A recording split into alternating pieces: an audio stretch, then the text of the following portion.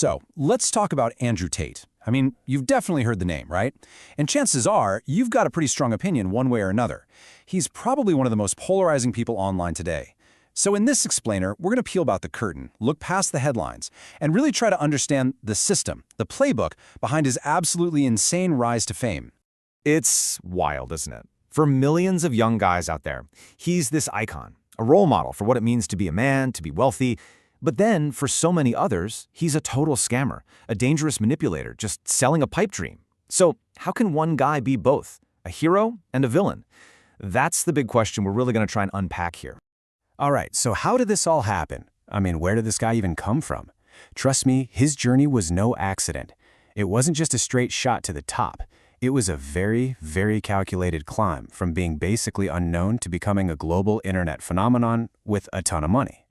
Okay, so let's trace it back. He was born in '86, and his dad was actually a famous chess master. Tate himself first got noticed in the world of combat sports, becoming a kickboxing world champ back in 2009. But here's the thing, being a champion didn't exactly make him rich. The real money, that started coming in around 2015 when he launched a webcam business. Then in 2016, he had this short, kind of scandalous stint on a reality TV show. It gave him his first real taste of fame, and he immediately used that buzz. He packed up, moved to Romania, and launched what would become his biggest moneymaker, Hustlers University. And when I say that first business made money, I mean it was insanely profitable. At its peak, with dozens of women working for him, the whole operation was supposedly pulling in over $600,000 every single month. You gotta understand, this wasn't just a side hustle. This was the cash machine that fueled everything that came next. It was the foundation of his whole empire.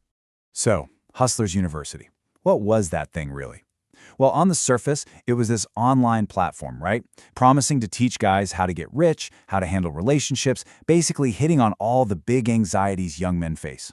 But the real genius, the secret sauce, was how it was structured.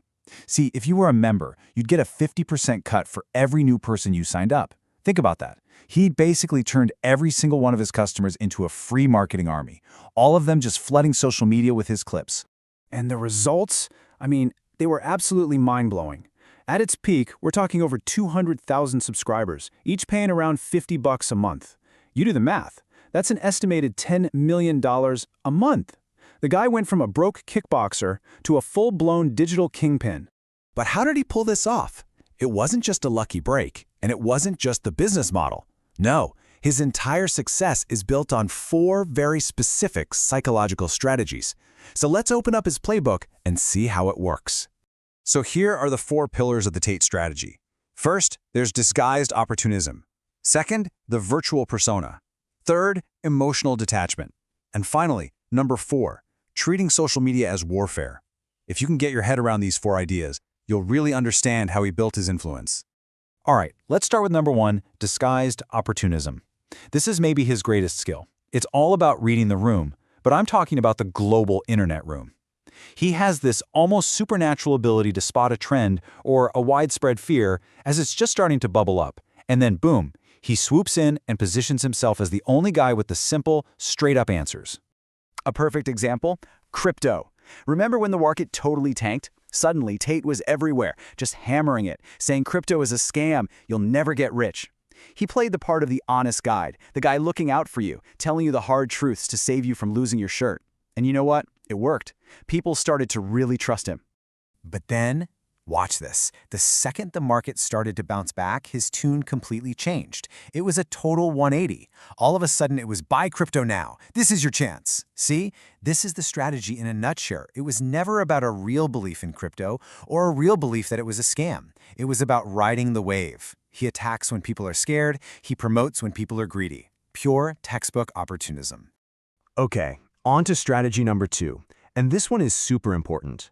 You have to understand that Andrew Tate the person is not the same thing as Andrew Tate the brand. What you see online, that's a character. It's a carefully crafted virtual persona designed for an audience. And the difference is apparently night and day. I mean, people who spent time with him say that off camera, he's actually kind of quiet, more reserved.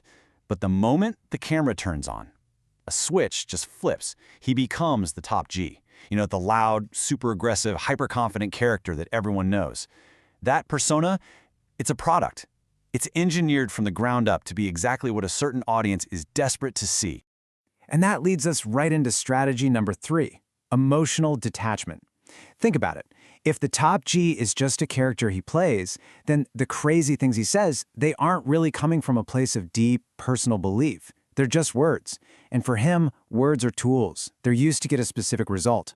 And this is so key to understanding him. The point of what he says isn't to be truthful, it's to get a reaction. Because controversy, that creates attention. And in the online world, attention is money. It's power. It even explains things like his posts about crying in prison. Was that a genuine moment of vulnerability? Or was it a calculated weapon? A way to seem more human and get people on his side right when he needed it most? You see how it works. Which brings us to the last piece of the puzzle, strategy number 4. And honestly, this might be the most revealing one. For Andrew Tate, social media isn't a place to connect or share ideas. Nope. For him, it's war.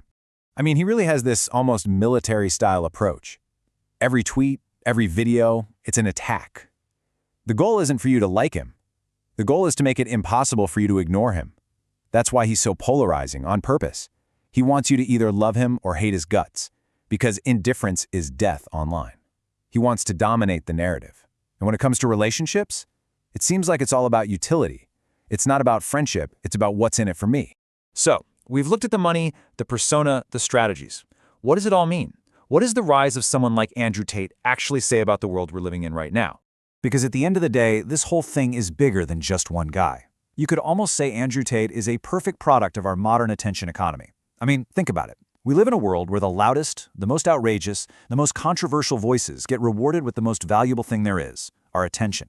And Tate, he just figured out the rules of that game better than almost anybody else. So I'll leave you with this final thought. In this all-out war for our attention, where our social media feeds are just battlefields for clicks and views, fueled by figures who have mastered this art of provocation, who's really winning? And maybe the more important question is, what's the price we all pay when this is the game we're all playing?